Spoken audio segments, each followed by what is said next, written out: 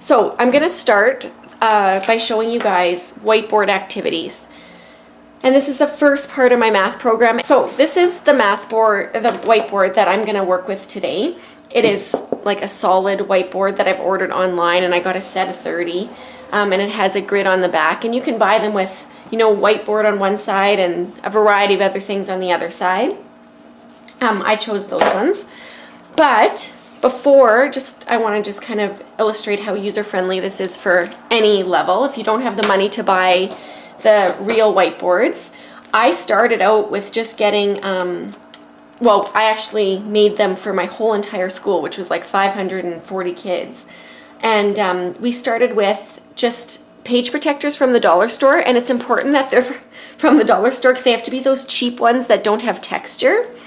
And then we just put a stack of papers in. So, a couple pieces of white paper, and I needed it to have some, it had to have some thickness so that it didn't fold too easily. So a Venn diagram, some of those other papers I showed you, and that's what made up the whiteboard originally, until I purchased the whiteboard. So I'm going to use the real one today, but this is, a total possibility, even if you don't, have the funds to purchase the actual whiteboards. Like I said, kids come in, they grab their math bag, and their math bag is a whiteboard marker and a whiteboard eraser. So I might suggest everyone, pull out your whiteboard markers and your erasers, and we're going to start our day. And I would have, a whiteboard myself, the classroom whiteboard or a smart board or something like that. And we would just start our day kind of talking about numbers and talking about math. So one of my favorite activities to do to start the day is to randomly put, some numbers on the board. So 20, 100, million, 6,000, 4, 2. And so those would be on the board. And the things I'd say to them is you need to take these numbers and combine them in any way possible, so that each of these words is represented, and you have to represent it symbolically. So you have to make the number. And it must include all of these words, but it may also include others. So what happens is kids start to, make numbers. And for kids that are reluctant, I say to them, work with a partner if you want to work with a partner to create a number. It doesn't matter what you do. So, and, you have 30 seconds, go. Or something like that, depending on the group and anxiety level. Those are judgment calls you make as a teacher. But this is a quick activity, so 30 seconds to a minute, and kids are making their numbers. So they would make, I'll just make one up here.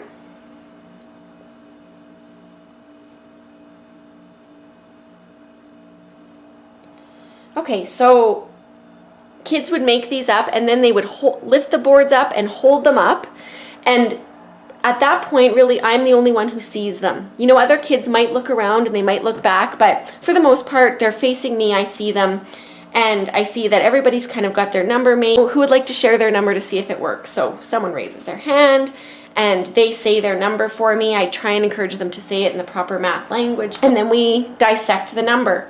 Okay, so is everything that you needed to include it here? Do you have a 20? Yes. How did you know that you had to have, how is this a 20? And this not a 20. And kids will start to say, well, 20 comes in the middle of a family, right? It always has to be in the middle number. So this could have been a 20, this could have been a 20, this happened to be a 20. Good. 100. So we have a couple hundreds here. We have 200, we have 600,000, but as long as the word 100 is represented once, then you're good to go. And this is quick as we're going through it as well. Okay, so do you have 4 million? Well, you have 400 million, but you have a 4 and you have million, so that's great. So those are both checked off. We said we had 1,000, we have a 6, and we have 200, so that could be the 2, or that could be the 2. So then I'll say, that's great, wonderful, superstar, great, and does anyone else? And we might look at 4 or 5 people's numbers. And it's just a fun way to get the day started thinking about math. I always kind of start my activation activities with a place value, kind of understanding that number sense piece. It just kind of gets kids in the right spot. On my whiteboard, I might say something to kids, like I might put this. So as the teacher, I put this on the board, and I say to kids, on your whiteboards, show me this in a picture. And you'll get a variety of things. You'll get something like this. Yes, that could be a half of a set. You might get something like this. great, that's wonderful. You might get, a square or something like that. That's wonderful. You might get something like this, which is great. So as you so the kids are holding these individual things up, and as the teacher, you're like, yeah, you got it, good for you, blah, blah, blah. Can I share it? And it's a really quick, fast pace. You're giving them some validation. If you have someone do something like this, I say, oh, can I share that? I really want to talk about that. I'm so glad you did that one. So I'll put it on the board and say to the kids, does this represent a half? And some kids will think it does, Well, you know what? It's one of two, I'll give you that. But it's not a half because they are not equal. So in fractions, that bottom number means that you have to have that many equal parts. Okay, so, relatively in your drawing. This is obviously not equal. So the other reason that I love the whiteboards, even for the kids that just, hate math and have a huge amount of anxiety around it, I have never had a kid not willing to take a chance using the whiteboard. And the reason for that is if you make a mistake, it's as quickly as doing this, if you're not ready to have it seen. Okay, so what I have noticed is that when kids are using the whiteboards, they'll, those reluctant kind of mathematicians will put something down and kind of look around them, and then they'll erase it, and that's fine, because this is all about the conversation. It's all about the community of math that we're building and seeing where people are at. So I start with, 5 or 10 quick little things like this. I might do something like really simple and fun, like I ask the kids to pull their dice out of their math bag, give them a second to do that, and then I might do something like this on the board and say, okay, everybody roll your dice. So they roll their 3 or 4 dice, and then I'll say, Jimmy, can you give me the highest number you have in front of you? What's the biggest number that you got on your dice? Okay, 6. Okay, so everyone has to put a 6 down in one of your spots. It doesn't matter to me which spot, put your 6 down. Okay, and then everyone rolls their dice again, and I'll ask another kid. So for those kids that are, struggling, or they're either at the very top or the very bottom, this is how I bring them into that conversation, right? They're rolling dice, they're participating, we're all adding to this. And so it's kind of a fun game where, they put their numbers down, and then we see who has the highest number based on the rolls, and what would you need to change? What if I multiplied this number by 10? What would it look like? These are conversations that I have with kids every day. And really this is the vehicle that I use to do that. And the reason that I love this, and when I started doing this, I noticed such a significant shift in kids around math, is because traditionally math is taught in like compartments. Okay, we're doing a fractions unit right now, and then we're done with fractions. Okay, we're using decimals right now, and then we're done with decimals. And really math isn't linear. It's all over the place. It flows, and it has an aesthetic all its own. And so what these activating activities allow me to do is do fractions all year long.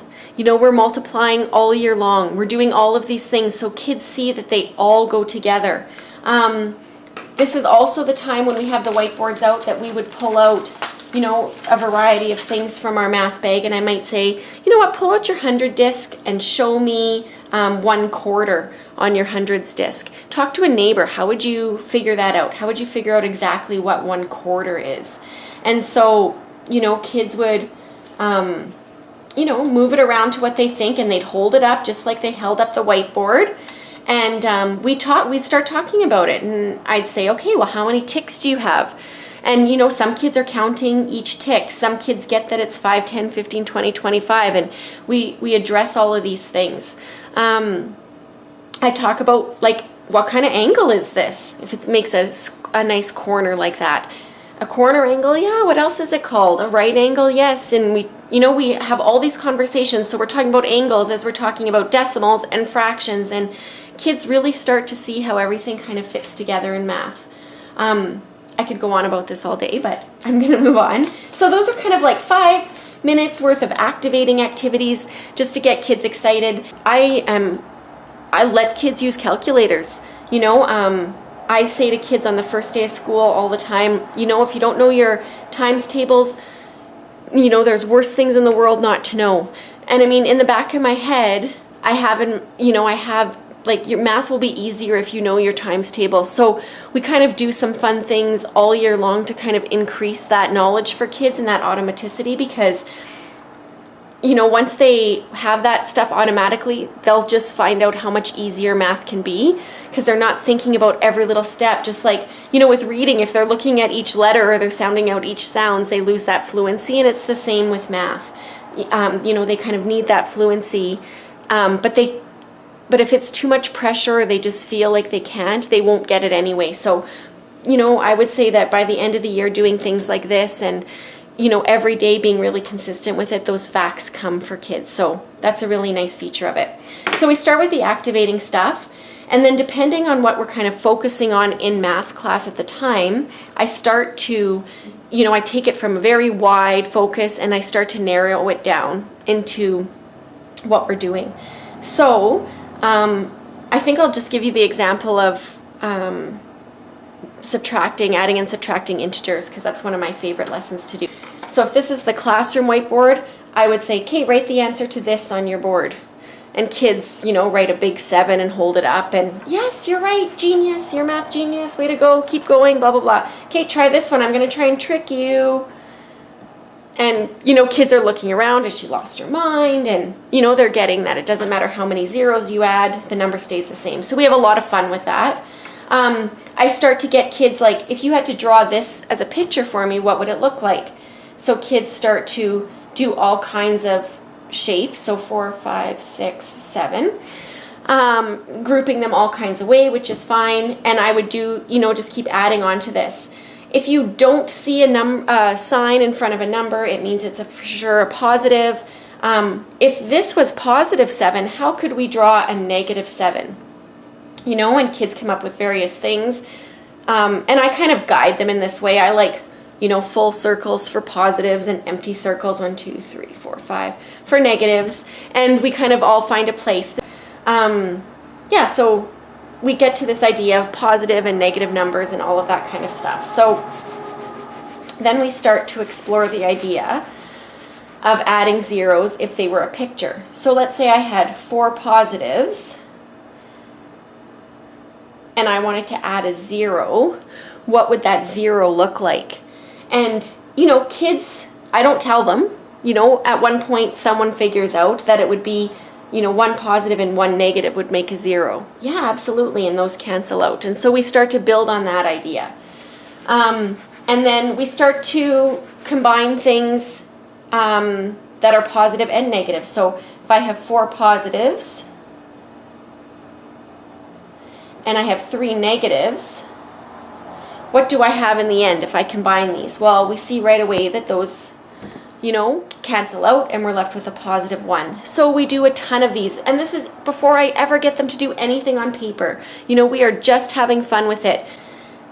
So we progress from this into double signs, 7 negatives, and we wanted to take away 3 positives. How can we do that? Well, let's start by drawing it out. We've got 7 negatives. 1, 2, 3, 4, 5, 6, 7. And we want to take away 3 positives. Well, can we take away 3 positives? Do we have 3 positives here to take away? No, we don't. Kids see it really quickly. What can we add to this negative 7 that makes it stay a negative 7? So it doesn't change the value of this, but it will give us some positives to work with. And kids really quickly, if you've done enough 0 work with them, realize that you can add, as many zeros as you want here. And they also realize pretty quickly, which sometimes surprises me, that we really only need to add 3 zeros. So that's what we do. 1, 2, 3 zeros is what we add. Okay, so let's look at our question again. We have 7 negatives and we want to take away 3 positives. Do we have 3 positives to take away? We sure do. So those cancel out, and what are we left with? Okay, we're left with 10 negatives. And kids just love this. And it makes sense to them. So, we do a couple more like this and we have a good time. And this is building up over a week, right? We build towards this. So I'm rushing it a lot here, but we really do scaffold it towards this point.